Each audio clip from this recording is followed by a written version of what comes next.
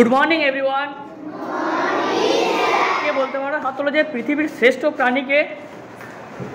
Tuya. Very good, sit down. আচ্ছা, পৃথিবীর শ্রেষ্ঠ প্রাণী তুয়া তো বললো মানুষ, তাহলে মানুষ কি এমন রয়েছে যেটা বাকি প্রাণীদের থেকে শ্রেষ্ঠ করে? ছেলেদের মধ্যে থেকে কে বলতে পারবে? বলো।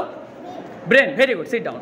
আচ্ছা, কি এমন রয়েছে আমাদের ব্রেনের মধ্যে যে পৃথিবীর বাকি আরও প্রাণী জগৎ থেকে এই মানুষটাকে আলাদা করেছে? ব্রেনের মধ্যে এক বা একাধিক সরু সরু নার্ভ রয়েছে, যেটাকে বাংলাতে বলা হয় স্নায়ু। কি বলে? স্নায়ু। এই স্নায়ু দ্বারা আমরা চিন্তা ভাবনা, দেখা, শোনা, ভাবা, বিভিন্ন রকমের আমাদের কাজকর্ম নিয়ন্ত্রণ করে। ঠিক একই রকম আরেকটা আমাদের শরীরের মধ্যে অঙ্গ রয়েছে, যার দ্বারা আমরা যে নিঃশ্বাস প্রশ্বাস নিই, সেখান থেকে কার্বন ডাইঅক্সাইডটা আমাদের শরীর থেকে বাইরে বের হয় এবং অক্সিজেনটা আমাদের শরীরের মধ্যে আসে। সেটার নাম কি গো? কি নাম? ফুসফুস। ফুসফুসটাকে যদি আমরা কাটি না, এরকম ছোট ছোট ছোট ছোট এক বা এক জাল জাল মতো ছোট ছোট দেখতে পাচ্ছ তো, এগুলোকে বলা হচ্ছে অ্যালভিওলাই। তোমাদের বইতে আছে, যখন পড়াবো তখন জানবে। এই অ্যালভিওলাই বা বায়ুথলি, এই যে এই কাটছি, ফুসফুসটাকে কাটার পর দেখো এরকম ছোট ছোট জাল জাল দেখতে পাচ্ছ তো, এগুলোকে বলা হচ্ছে অ্যালভিওলাই। বাংলাতে যাদেরকে বলা হয় বায়ুথলি। এই বায়ুথলি কি করে?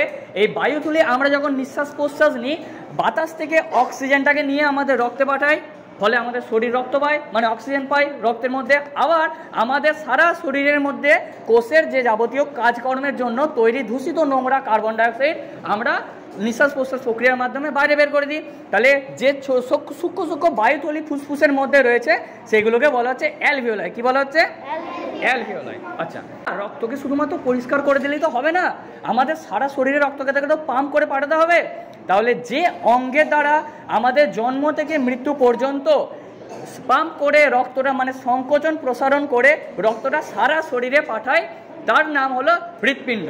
এই হৃৎপিণ্ড একটু যদি ভালো করে দেখো, চারটে তোমরা প্রকোষ্ঠ দেখতে পাবে, একটা, দুটো, তিনটে আর চারটে। আমরা যে জল খাইছি, জলের মধ্যে বিভিন্ন রকমের খনিজ পদার্থ, sodium, potassium, calcium, iron, magnesium বা বিভিন্ন রকমের পুষ্টিরস মিশে থাকে। সেই জলটাকে শোধন বা ফিল্টার করার কাজ করে আমাদের কিডনি, যেগুলোকে বাংলাতে বলে বৃক্ক। কি বলে? আচ্ছা, নিঃশ্বাস প্রশ্বাসের সময় বায়ুটা যখন ছাঁকছে, তখন তো ফুসফুসের বিভিন্ন রকমের বায়ুথলি রয়েছে। তাহলে জলটাকে যখন ছাঁকবে, নিশ্চয়ই তারও কিছু ব্যাপার রয়েছে। তাহলে জলটাকে যদি আমরা ছাঁকি, একটা কিডনিকে কাটলে দেখতে পাবো এরকম ছোট ছোট ছোট ছোট জালি জালি জালি জালি, দেখো ছাঁকনির মতো জিনিস দেখতে পাবে। এগুলোকে বাংলাতে, ইংরেজিতে বলে নেফ্রন। কি বলে? হ্যাঁ। তাহলে এই ধরনের জালিগুলো দ্বারা আমাদের কিডনি কি করে? কিডনির দূষিত পদার্থগুলো রেচন প্রক্রিয়ার মাধ্যমে মূত্র আকারে বাইরে বের করে দেয়, আর খনিজ দ্রব্য বা পুষ্টিরসটা কি করে? আমাদের রক্তে মিশিয়ে দেয়। তাহলে আমাদের যে আমরা যে জল খাই, সেই জলটাকে ছাঁকার কাজ বা পরিশুদ্ধ করার কাজ কে করছে? কিডনি। আর আমাদের যে নিঃশ্বাস প্রশ্বাসের মাধ্যমে বায়ুটাকে পরিষ্কার করার কাজ কে করছে? ফুসফুস। আর কোন অঙ্গ সারাক্ষণ সংকোচন প্রসারণ করে আমাদের সারা শরীরকে রক্ত সাপ্লাই দিচ্ছে? হৃৎপিণ্ড। Very good. এই সমস্ত গুরুত্বপূর্ণ অঙ্গ প্রত্যঙ্গগুলোকে সঠিকভাবে নির্দিষ্ট জায়গায় রেখে আমার শরীরকে মানে শক্তি দিচ্ছে, স্ট্রেংথ, পাওয়ার দিচ্ছে, দৃঢ়তা দিচ্ছে কে? হাড়। আমাদের শরীরের মধ্যে যদি হাড় মানে অস্থি যদি না থাকতো, তাহলে আমাদের আর কি চলাফেরা করতে পারতাম?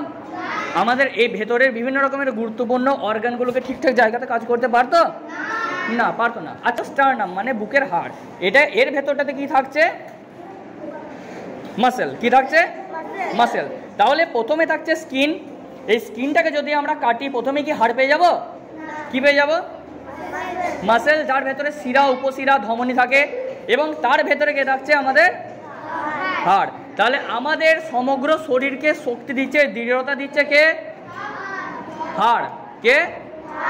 আমাদের সারা শরীরকে স্ট্রেংথ বা শক্তি, মানে সোজা করে দাঁড়িয়ে আছি কার জন্য? আমাদের সব থেকে বড় জ্ঞানেন্দ্রিয়ের কি নাম? ত্বকের ভেতরে কি থাকে? যে সমস্ত অঙ্গগুলোর ব্যাপারে পড়লে বুঝতে পেরেছো প্রত্যেকের কাজ। এবার যখন বইটা থেকে পড়াবো, তখন আরো ভালোভাবে তোমরা বুঝে যাবে।